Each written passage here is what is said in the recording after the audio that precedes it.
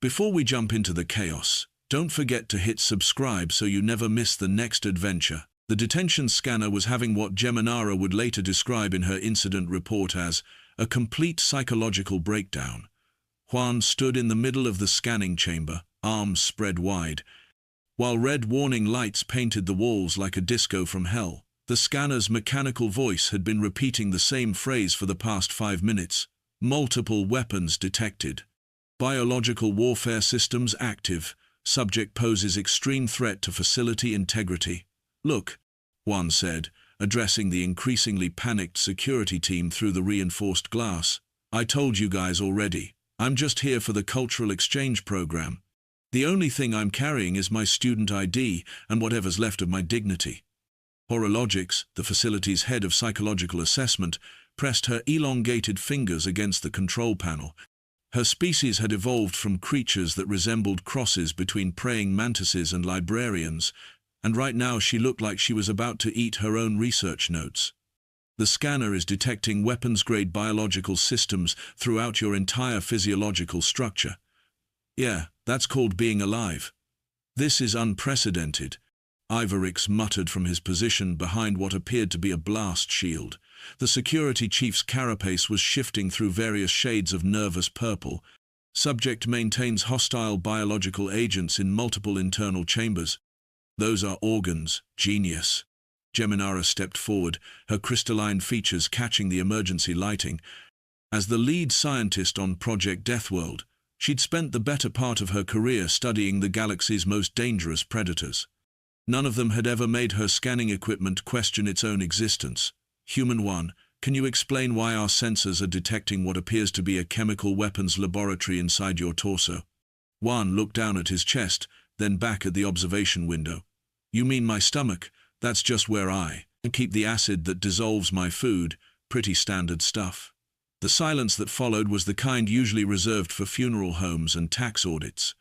Acid, Horologics repeated slowly, as if testing the word for explosives.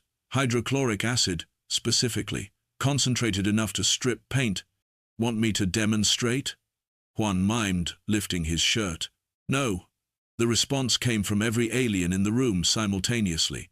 Jillian, who'd been quietly running calculations on her portable unit, looked up with the expression of someone who'd just discovered their life insurance was about to be cancelled. According to my analysis, the subject's cardiovascular system is operating at pressures sufficient to power our primary hydraulic systems. That's called having a pulse. The muscular structure appears designed for rapid, explosive movement. That's called not being dead yet. The skeletal framework could withstand impacts that would destroy most of our equipment. That's called bones. People, bones. General Vakmore chose that moment to arrive, flanked by what appeared to be half the facility's military complement. The general was a member of the hierarchical command species, beings who'd evolved from pack hunters and had never quite gotten over their need to establish dominance through elaborate displays of authority. He took one look at the scanning results, and his crest feathers began cycling through what Juan was starting to recognize as the alien equivalent of a nervous breakdown. What exactly am I looking at here? Vakmore demanded. A Category 5 biological hazard, Ivorix reported crisply. Subject maintains active chemical warfare systems, high-pressure hydraulics, and what appears to be an internal power source capable of sustained operation for extended periods. That's called having a heartbeat. You absolute. The subject also demonstrates concerning levels of casual disregard for protocols, Geminara interrupted smoothly. Note the sarcastic commentary and apparent inability to comprehend the severity of the situation. Juan stared at her through the glass. Something in the way she was watching him triggered an instinct he hadn't felt since his military days. The same feeling he'd gotten right before walking into an ambush in South America. Wait a minute. Back up. What kind of cultural exchange program requires this level of security screening? Standard procedures for all incoming students, Professor Kilvar announced as he swept into the observation chamber. The professor was a benevolent guidance species, tall and graceful, with features that managed to be both reassuring and completely alien. His arrival seemed to calm the military personnel, which Juan found interesting for reasons he couldn't quite articulate. Nothing to be concerned about. Then why does everyone look like they're about to call in an orbital strike? Cultural differences, Chilvar said smoothly. We're simply not accustomed to beings with your particular biological specifications. The scanner chose that moment to emit a sound like a smoke detector having an existential crisis. The mechanical voice returned, now with what sounded distinctly like hysteria. Warning, subject contains military-grade sensory equipment, optical systems capable of precision targeting, auditory systems calibrated for battlefield awareness, neural processing unit demonstrates tactical analysis capabilities. Those are called eyes and ears. You malfunctioning piece of the scan is also detecting what appears to be an advanced chemical communication system, Horologics added, consulting her readouts with the air of someone translating her own death warrant. Pheromone production, complex linguistic processing, psychological manipulation protocols. I shower regularly and I can talk to people. Sue me. Gillian looked up from her calculations again. Subject's defensive capabilities appear to include rapid tissue regeneration, pain suppression systems, and emergency response protocols. You mean I heal when I get cut? I can ignore pain when I have to? And I know first aid. All of these systems, Geminara said carefully, appear to be operating autonomously, without conscious control from the subject. That stopped Juan cold. What do you mean, without conscious control? Your biological warfare systems, hydraulic pressure maintenance, chemical production, sensory analysis, and defensive protocols are all running in the background. You're not actively managing any of them. Juan felt something cold settle in his stomach that had nothing to do with hydrochloric acid. That's called being alive. That's how living things work. Not, said General Vakmore quietly, in our experience. The observation chamber fell silent except for the continued hysteria of the scanner and the subtle hum of what Juan was beginning to suspect was significantly more security equipment than any cultural and exchange program had a right to possess. Professor, Juan said slowly, keeping his voice level, what exactly is this place? The Nexus Research Academy, Chilvar replied promptly. The galaxy's premier institution for advanced xenobiological studies. And what exactly am I supposed to be studying here? You're not here to study, Geminara said quietly. You're here to be studied. The scanner's mechanical voice reached what could only be described as peak panic, critical alert. Subject's neural activity indicates rapid tactical assessment in progress. Recommend immediate containment protocols. Juan looked around the chamber, noting for the first time the subtle details that had been nagging at his subconscious. The way the scanning chamber was actually a holding cell, the way the observation window was blast-resistant transparisteel, the way every single alien in the room was standing behind some form of protective barrier. You know what? Juan said, his voice taking on a conversational tone that would have sent warning signals to anyone who'd served with him. I'm starting to think this isn't actually a cultural exchange program. The subject demonstrates concerning pattern recognition capabilities, Horologics observed.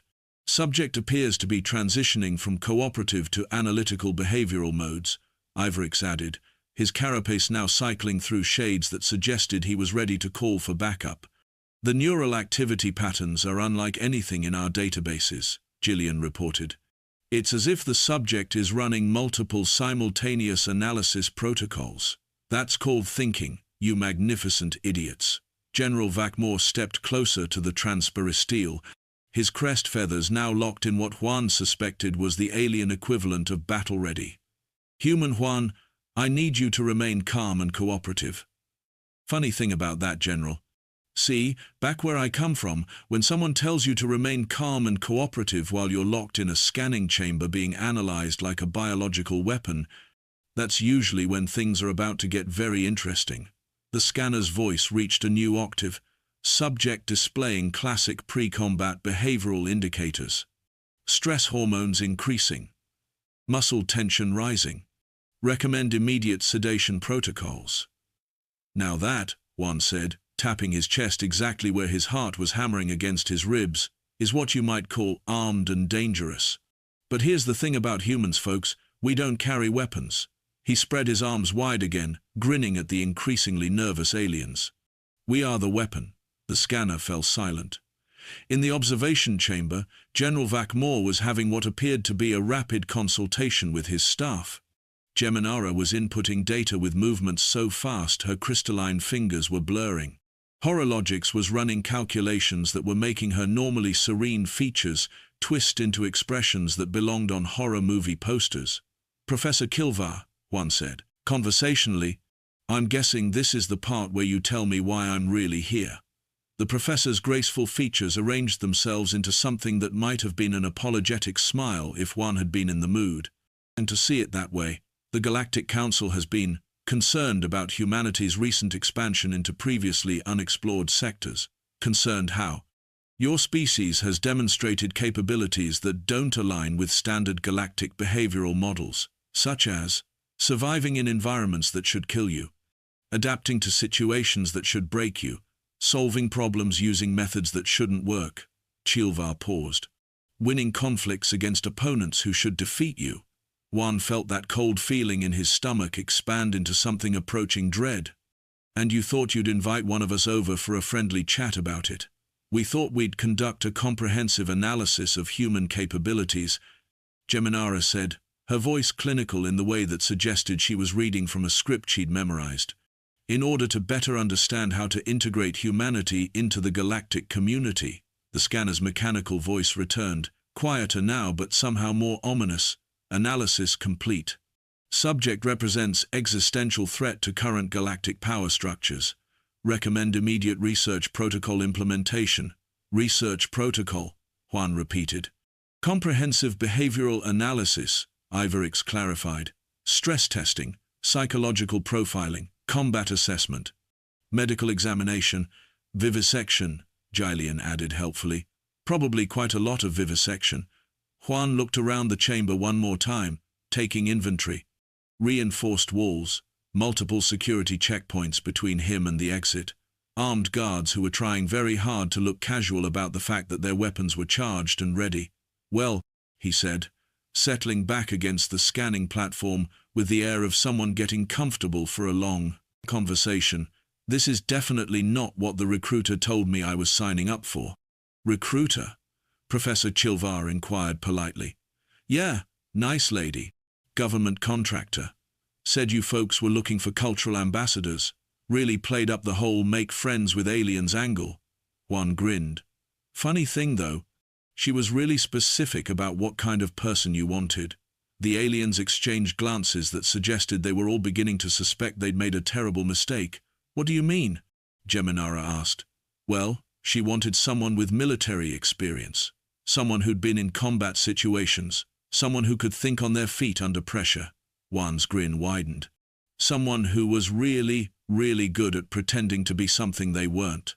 The silence that followed was the kind that usually preceded either explosions or awkward family conversations. "She also mentioned," Juan continued conversationally, "that Earth was very interested in learning more about galactic military capabilities, defense systems, research facilities, that sort of thing." General Vakmore's crest feathers went completely flat, which Juan suspected was the alien equivalent of someone reaching for their sidearm. "But hey," Juan said, spreading his hands in a gesture of mock innocence, "I'm sure it's just a coincidence that you invited me to your top-secret research facility, where you're apparently developing ways to fight humans." The scanner's voice returned one final time, and now it sounded distinctly defeated. "Analysis revision. Subject is not specimen. Subject is operative. Facility security has been comprehensively compromised." Juan tapped his chest again, right over his heart. "Like I said, folks, you think this is armed?" The detention chamber's blast doors began cycling open with a pneumatic hiss that sounded remarkably like a sigh of resignation. "Welcome to the Nexus Research Academy," Professor Chilvar said quietly. "I suspect your education is going to be rather different than what we originally planned." The orientation room was clearly designed by someone who'd watched too many educational videos and had strong opinions about the psychological Effects of beige. Juan sat in what was supposedly an ergonomic chair but felt more like a diagnostic tool masquerading as furniture. Across from him, Dr. Weylan adjusted her recording equipment with the careful precision of someone preparing for surgery.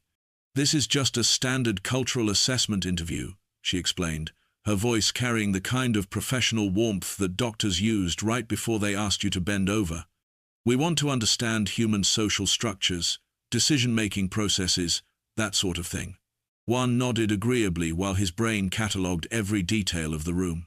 The walls were lined with what looked like acoustic dampening material. The door had sealed with the soft hiss of an airlock. The chair he was sitting in had restraint points, cleverly disguised as ergonomic supports. Most telling of all, Dr. Weylan kept glancing at a small device on her wrist that was probably monitoring his vital signs. "So tell me," she began, settling into her own chair with practiced ease, "how does human society typically resolve conflicts between individuals?" "Well, that depends on the conflict. Minor disagreements we usually handle through discussion. Bigger problems might require mediation or legal intervention." "And violent conflicts?" Juan maintained his expression of helpful cooperation while noting the subtle shift in her posture, the way her secondary arms moved closer to what were definitely emergency controls. "Violence is generally considered a last resort. Most humans prefer to avoid physical confrontation when possible." Dr. Weylan made notes on her tablet, and Juan caught a glimpse of what appeared to be a comparative analysis chart. His answers were being measured against something, though he couldn't quite make out what. "Interesting. Our research suggests that humans have historically engaged in widespread territorial conflicts. How do you reconcile this with your stated preference for peaceful resolution?" The question was phrased casually, but Juan recognized the technique. He'd used it himself during intelligence-gathering operations. Start with easy questions, build trust, then slip in the real inquiries when the subject was comfortable. "History's complicated," he replied, keeping his tone conversational. "Sometimes peaceful options get exhausted. Sometimes leaders make decisions that don't reflect what most people actually want, but humans do possess the capability for organized violence." "Sure. Most species do when survival is at stake. What about Earth's current military capabilities?" Juan paused as if considering the question, while actually noting the way Dr. Weylan's grip on her tablet had tightened. "I'm not really qualified to discuss military specifics. I mean, I know we have armies and navies and air forces, but I was just a cultural studies student before this whole exchange program thing." The lie rolled off his tongue with practiced ease. He'd actually been a reconnaissance specialist with 2 tours in hostile territory, but Dr. Weylan didn't need to know that. "Not yet." Of course, but surely you have some general knowledge about Earth's defensive strategies. Nothing beyond what you'd see in any basic documentary. We have missiles, fighter jets, naval vessels, pretty standard stuff for a developing spacefaring civilization." Dr. Weylan's notes were becoming more extensive, and Juan could see charts and diagrams being populated with his responses. Whatever analysis they were running, his answers were feeding directly into it. "What about biological warfare, chemical weapons?" The question was delivered with the same casual tone, but Juan felt that familiar tingle between his shoulder blades that had kept him alive in some very uncomfortable situations. "We signed treaties banning most of that stuff decades ago. Chemical weapons are considered violations of international law, but the capability exists. I suppose, theoretically. But there are international monitoring systems in place to prevent. What about psychological warfare, information warfare, economic destabilization?" Dr. Weylan was leaning forward now, her professional demeanor slipping slightly. Her questions were coming faster, with less pretense of casual conversation. Juan shifted in his chair, letting a note of confusion creep into his voice. "Doctor, these are some pretty heavy topics for a cultural exchange interview. Are you writing a research paper on military theory or something?" "Just trying to understand the full spectrum of human capabilities." She glanced at her wrist device again. "Your stress indicators remain remarkably stable. That's unusual. Should I be stressed? This is just a conversation, right? Most subjects show elevated anxiety when discussing warfare and conflict scenarios." Most subjects? Dr. Wayland caught herself, and Juan watched her mental gears shift as she realized she'd revealed more than intended. Other cultural exchange participants. We've had visitors from many different species. Juan nodded as if this made perfect sense, while filing away the fact that he apparently wasn't their first exchange student. That's fascinating. I'd love to meet some of the others. Unfortunately, most have already returned to their home worlds. All of them? The program has very specific timeframes. Juan was beginning to understand why the scanner had been so thoroughly panicked. Every instinct he'd developed during his military career was now screaming that this was an intelligence-gathering operation and not a particularly subtle one. Dr. Wayland was fishing for strategic information with all the finesse of a demolitions expert trying to perform brain surgery. "Doctor, can I ask you something?" "Certainly. How long have you been studying humans?" The question seemed to catch her off guard. "This is our first comprehensive analysis of your species, but you seem to know quite a bit about us already. The scanner yesterday mentioned that human capabilities don't align with standard galactic behavioral models. That suggests you've been observing us for a while." Dr. Wayland's secondary arms were now hovering directly over her emergency controls. Remote observation is standard protocol for newly contacted species. Remote observation of what, specifically? General cultural development, technological progression, social organization, military capabilities. The silence stretched just long enough for Juan to confirm his suspicions. Dr. Wayland was not a cultural researcher. She was a military analyst, and this entire facility was designed for gathering intelligence on potential threats. "Human One," she said carefully. "Your questions suggest a level of strategic thinking that wasn't indicated in your cultural profile. Maybe your cultural profile was incomplete, or maybe you're not the naive academic we were led to believe you were." Juan spread his hands in a gesture of mock innocence. "Doctor, I'm starting to think there might be some miscommunication here. See, I was told this was a cultural exchange program, educational cooperation between species, making friends across the galaxy. And what do you think it is now?" "Well, based on the security scanners that are designed to detect biological weapons, the interview questions that are focused entirely on military capabilities, and the fact that you keep checking a device that I'm pretty sure is monitoring my stress responses, I'm thinking this might be more of an intelligence-gathering operation." Dr. Wayland set down her tablet and leaned back in her chair. When she spoke again, her voice had lost all pretense of professional warmth. "You're not what we expected." "What did you expect?" "A representative sample of human cognitive capabilities. Someone we could analyze to better understand how your species thinks and reacts under various conditions. And instead you got someone who thinks like we do." Juan felt a chill that had nothing to do with the room's temperature. "How do you think, Doctor?" "Strategically. Analytically. With an understanding that information is a weapon and knowledge is power." "Sounds like you think like soldiers." "We are soldiers, Human One. This entire facility is a military research installation." The admission hung in the air between them like a loaded weapon. Juan processed the implications while maintaining his expression of helpful curiosity. If this was a military facility, then everything he'd seen and heard since his arrival was potentially classified intelligence. The scanning technology, the research protocols, the analysis of human capabilities, in a sense, it was all military intelligence. So the cultural exchange program? A recruitment cover. We needed a human subject for comprehensive analysis. Someone intelligent enough to provide meaningful data, but naive enough to cooperate willingly. And you thought you'd found one. We thought we had. But you're asking the wrong questions, noticing the wrong details, and maintaining psychological equilibrium in situations that should produce significant stress responses. Dr. Wayland stood up, and Juan noted that her movement put her within reach of what was definitely an alarm system. "Tell me, Human Juan, what was your actual profession before you volunteered for this program?" Juan considered his options. He could continue the naive student act, but Dr. Wayland was clearly onto him. He could maintain his cover partially, admitting to some military experience while concealing the full extent of his training, or he could acknowledge that they were both professionals, playing a very dangerous game. I was a cultural studies graduate student, he said finally, but I helped pay for college by serving in my planet's military forces. In what capacity? Intelligence gathering, reconnaissance. The kind of work that teaches you to notice when someone's asking questions they already know the answers to.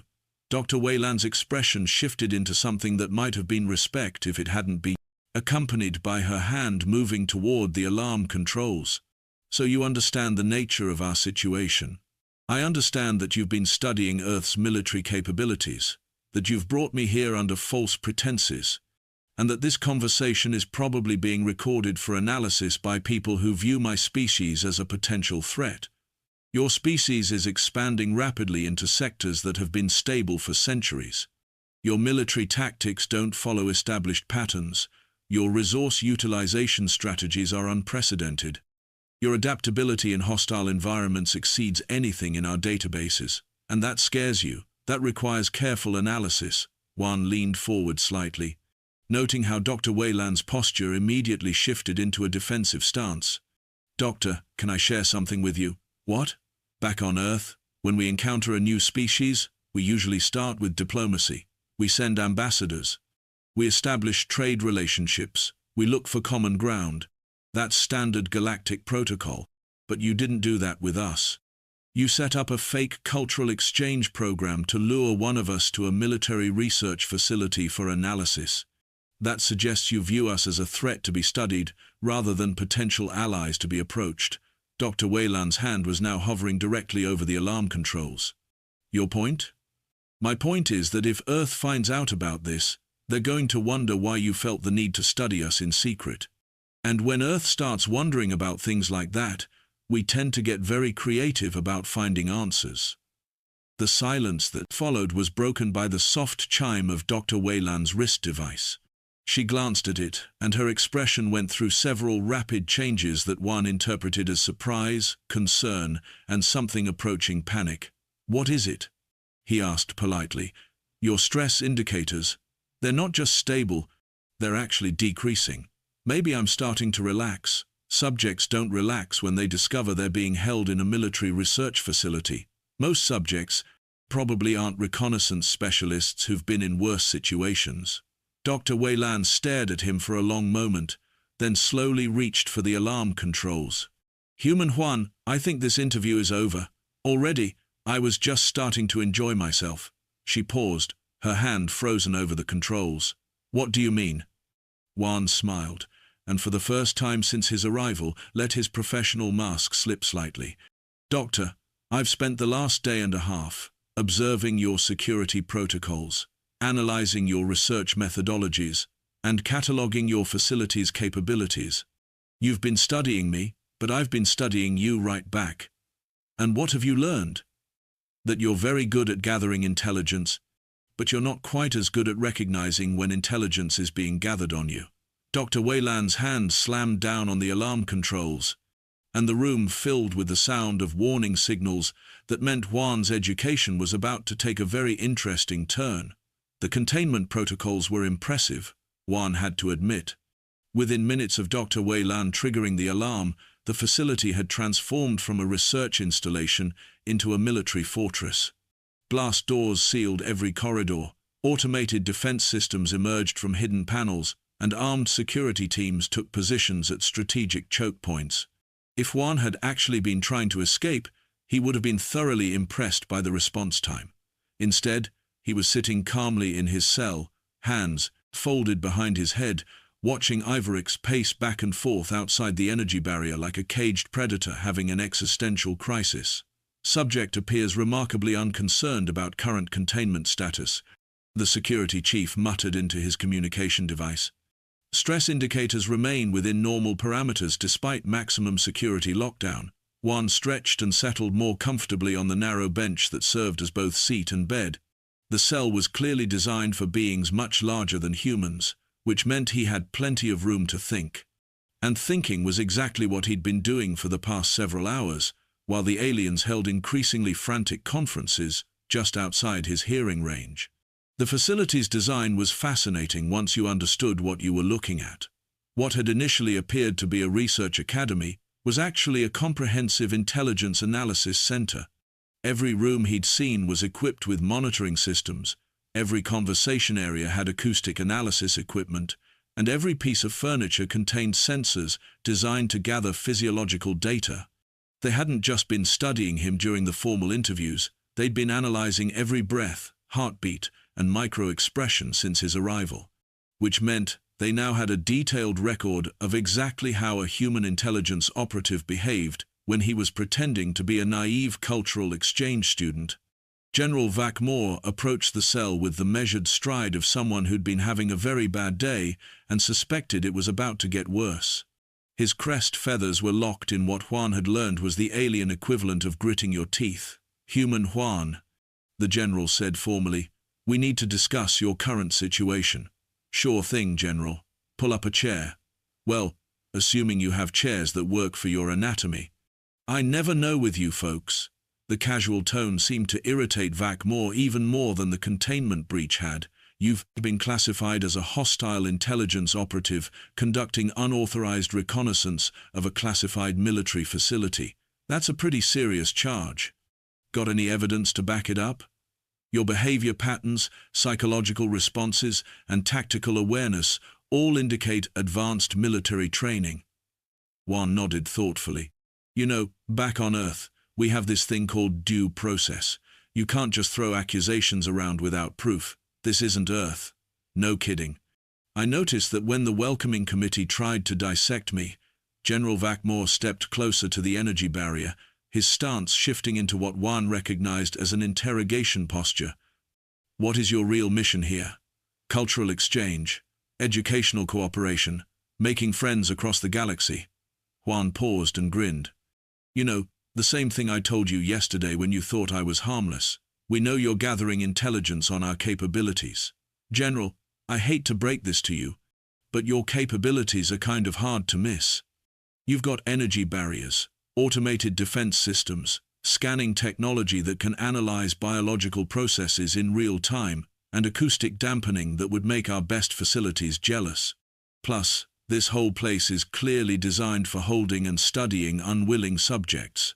The admission seemed to surprise Vac-Moore. "You're acknowledging that you've been analyzing our security systems? I'd have to be unconscious not to notice them. You folks aren't exactly subtle about your setup here." Geminara joined the conversation, her crystalline features reflecting the cell's energy barrier in patterns that suggested she was running multiple analysis protocols simultaneously. "Human 1, our scans indicate that your stress levels actually decrease when you're presented with tactical challenges. That's not normal behavior. Maybe I just work better under pressure. Or maybe you're trained to gather intelligence in high-stress situations." Juan stood up and walked to the front of the cell, stopping just short of the energy barrier. "Dr. Geminara, can I ask you something?" "What?" "How long have you been planning to invade Earth?" The question hit the group like a physical blow. Ivorix's carapace went through a rapid color change that Juan interpreted as shock mixed with panic. General Vac-Moore's crest feathers snapped to full alert position. Geminara's analysis protocols seemed to stutter and restart. "We're not planning to invade anywhere," Vac-Moore said carefully. "Really? Then why do you need detailed intelligence on human military capabilities, psychological responses, and tactical thinking patterns?" "Defensive analysis. We need to understand potential threats to galactic stability. Threats like a species that expands into unexplored sectors, uses unconventional military tactics, and adapts to hostile environments better than your computer models predict." The silence that followed was the kind that usually preceded either confessions or explosions. "You know what the funny thing is?" Juan continued conversationally. "You've been so focused on studying me that you haven't noticed what I've been doing while you were gathering your data." "Which is?" Geminara asked warily. "Learning everything about your facility, your security protocols, your research methodologies, and your strategic concerns." Juan tapped the side of his head. "Human memory is pretty good when it comes to details that might be important later. That information won't leave this facility, won't it? See, that's where you made your first big mistake. You assumed I came here alone." Ivorix stepped closer to the energy barrier, his security instincts clearly screaming warnings. "Explain." Earth doesn't send cultural ambassadors to unknown facilities without backup protocols. If I don't check in on schedule, my people start looking for me. And when Earth's intelligence services start looking for missing operatives, they tend to find them. General Vakmore's expression suggested he was beginning to understand the scope of his problem. What kind of backup protocols? The kind that involve tracking devices, emergency communication systems, and extraction teams with very specific instructions about what to do if diplomatic contact fails. Juan walked back to his bench and sat down, the picture of casual confidence. But hey, maybe I'm just bluffing. Maybe Earth really did send me here completely blind, with no support structure and no emergency procedures. Maybe you can just keep me locked up indefinitely while you finish your analysis. Or maybe, Geminara said slowly, this entire situation was planned from the beginning. Now that's an interesting theory. Care to elaborate? You volunteered for this program knowing it was actually an intelligence operation. You came here expecting to be studied and contained, which means everything you've done since arriving has been calculated to gather specific information about our capabilities. Juan smiled and tapped his chest, right over his heart. Like I told you folks when this all started, you think this is armed? We don't carry weapons because we don't need to. We are the weapon. The facility's communication system chose that moment to emit a priority alert tone that made all the aliens freeze like prey animals sensing a predator. General Vakmore to Command Center, came the urgent voice of Colonel Teshra. We have multiple contacts approaching the facility perimeter. Unknown vessel configurations. They're not responding to standard identification requests. Vakmore activated his personal communicator with movements that suggested he already knew what he was going to hear. Classification and threat assessment. Unknown technology signatures. Energy profiles don't match anything in our databases. Sir, they're broadcasting a message on human communication frequencies. Juan stood up slowly, his casual demeanor shifting into something more professional. General, I think your education is about to get very comprehensive. What message are they broadcasting? Single transmission, repeating on all channels. Message reads, Cultural exchange student extraction protocols now in effect. Prepare for diplomatic contact. In his cell, Juan tapped his chest one more time and smiled at the increasingly panicked aliens. Gentlemen, Dr. Geminara, I believe you're about to meet the rest of the class. The Nexus Research Academy's main hangar bay had never been designed to accommodate Earth vessels. The sleek, angular ship that settled onto the landing platform looked like a blade that had been forged from midnight and starlight, its hull absorbing light rather than reflecting it.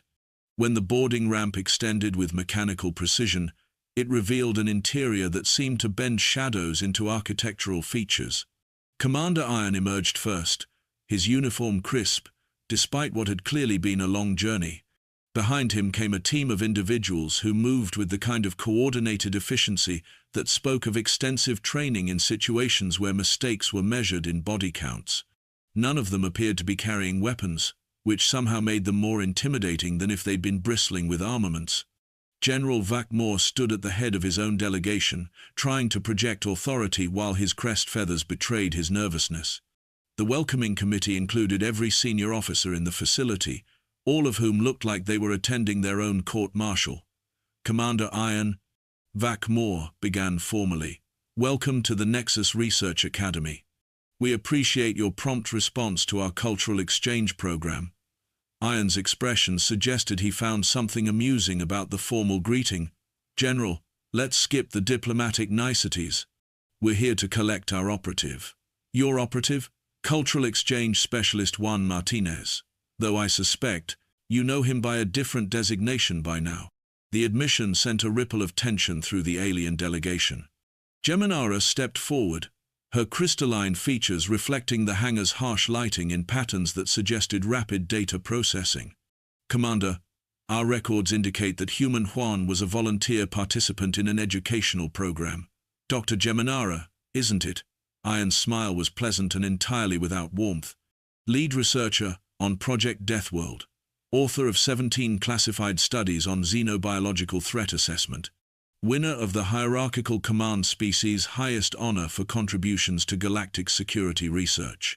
The fact that he knew her credentials in precise detail clearly disturbed Geminara more than any direct threat could have.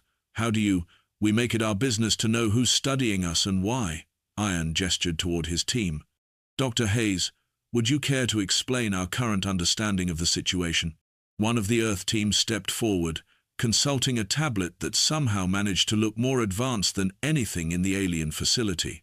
Based on intelligence specialist Martinez's reports, the Nexus Research Academy is a comprehensive analysis center designed to gather strategic intelligence on potential galactic threats. Primary focus has been human military capabilities, with secondary emphasis on psychological warfare applications and tactical adaptability assessments. Intelligence specialist Martinez? Ivorix repeated, his carapace cycling through colors that suggested he was reconsidering every interaction he'd had with one. 15-year veteran of Earth's Strategic Reconnaissance Division, Dr. Hayes continued conversationally. Specialized in deep cover intelligence gathering, facility assessment, and counterintelligence operations. Holds advanced certifications in psychological analysis, technological assessment, and cultural infiltration techniques. The alien delegation exchanged glances that ranged from disturbed to horrified. You sent a trained spy, General Vakmore said slowly. We sent exactly what you asked for, Commander Iron corrected.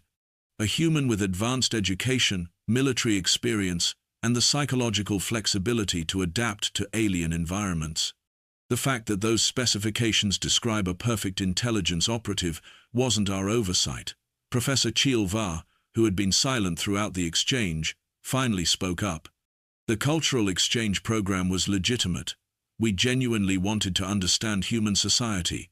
Professor, with all due respect, intelligence gathering is understanding society.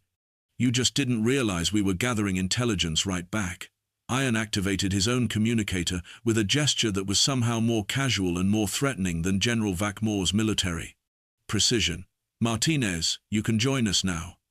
Juan appeared from a side corridor, no longer wearing the casual civilian clothes he'd arrived in. Instead, he was dressed in a uniform that matched his extraction team's, complete with insignia that indicated a rank considerably higher than cultural exchange student. General, Dr. Geminara, everyone, Juan said pleasantly, as if he were greeting old friends at a reunion. Thanks for the hospitality. Very educational experience. You've been transmitting intelligence to Earth, Geminara accused. Actually, no. Couldn't risk compromising the mission with active communications, but I've been taking very detailed mental notes. Juan tapped his temple.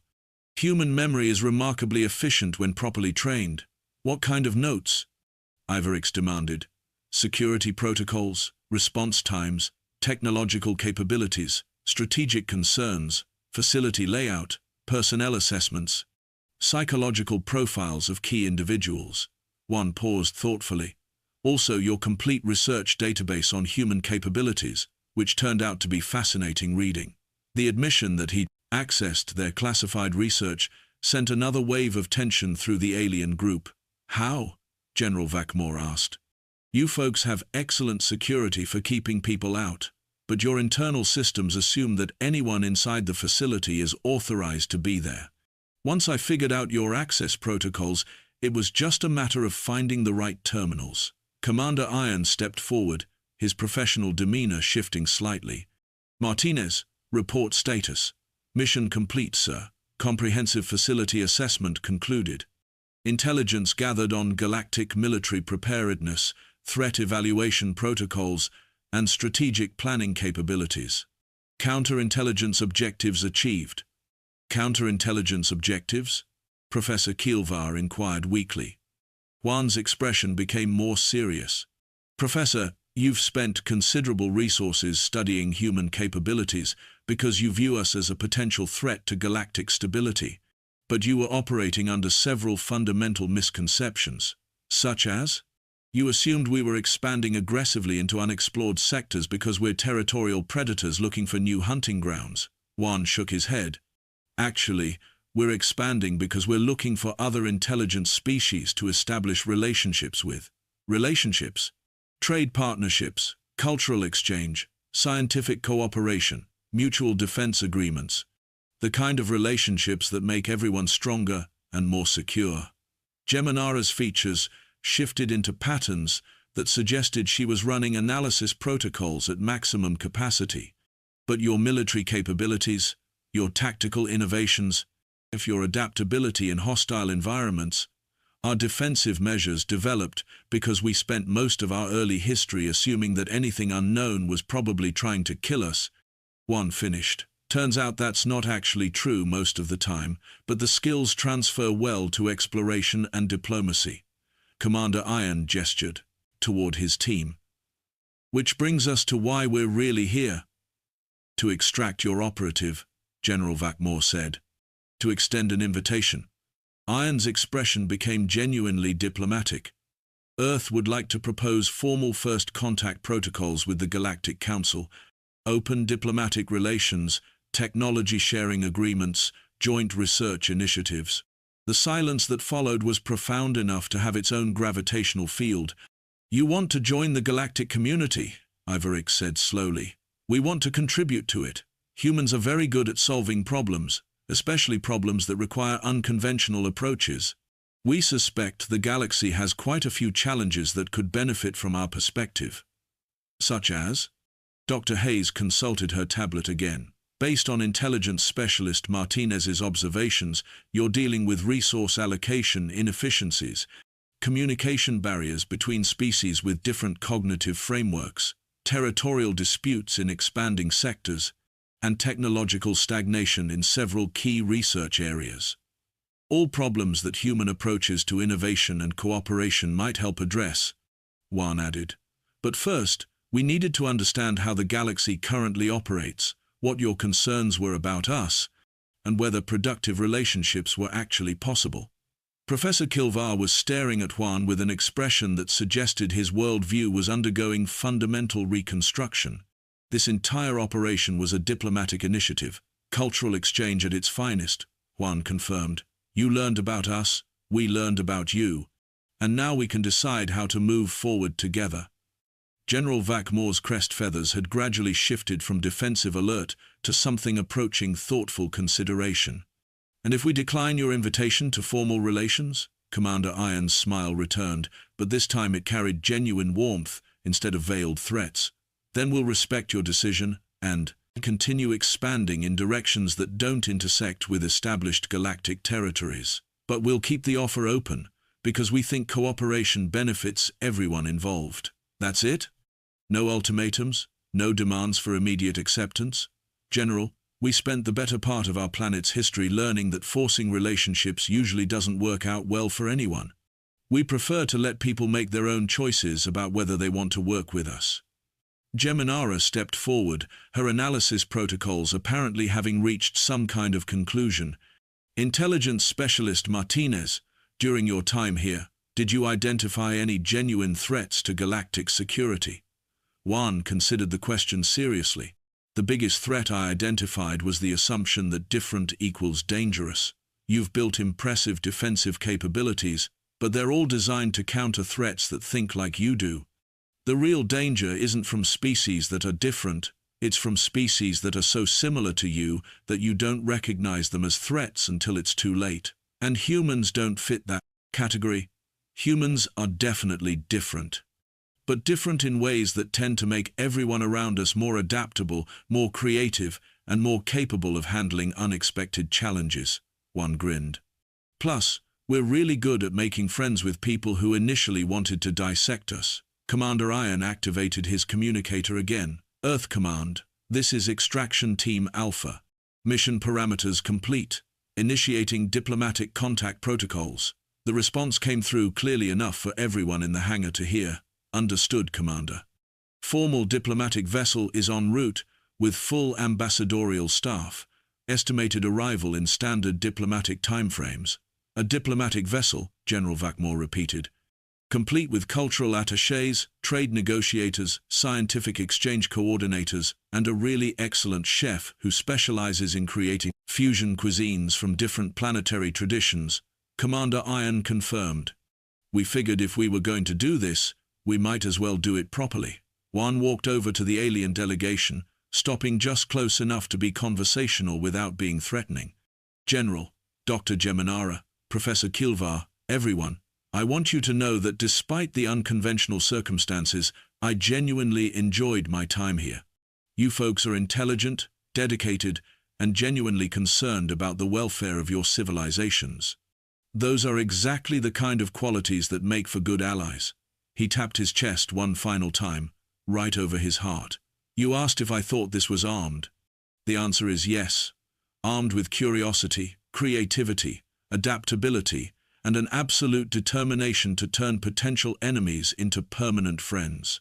That's not just how I'm built, that's how my entire species is built. General Vakmore looked at his assembled staff, then back at the Earth delegation. Commander Iron, how soon can your diplomatic vessel arrive? Is that an acceptance of our formal contact proposal? That's a request for more information about what cooperation with humanity might actually involve. Commander Iron's smile became genuinely pleased. I think our ambassadors are going to be very happy to have that conversation. As the Earth team prepared to depart, Juan paused at the boarding ramp and turned back to the alien delegation one final time. Oh, and folks, when your diplomatic team comes to Earth for the reciprocal cultural exchange, make sure they bring their sense of humor. Trust me, they're going to need it. The boarding ramp sealed with a soft hiss, and the Earth vessel lifted off with technology that made no sound and left no exhaust trail. As it disappeared into the star-filled darkness, the aliens stood in the hangar bay, contemplating a galaxy that had just become significantly more interesting. In his office later, General Vakmore was reviewing the final reports when Professor Kilvar entered with a datapad and an expression of profound thoughtfulness. General, I've been analyzing intelligence specialist Martinez's psychological profile. And he was telling the truth about everything. Every assessment, every observation, every casual comment was completely accurate. General Vakmore leaned back in his chair, including his assessment that we needed to reconsider our assumptions about what constitutes a threat. Especially that. Professor Kilvar set down his datapad.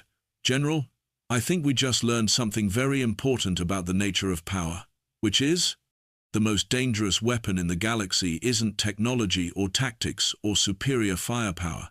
It's the ability to turn your enemies into allies before they realize you were never their enemy in the first place. Outside the facility, the stars continued their eternal dance, but the galaxy had quietly shifted toward a future that none of them had expected, and all of them were beginning to hope they might actually enjoy. This was just one story. Subscribe now so you don't miss what's coming next.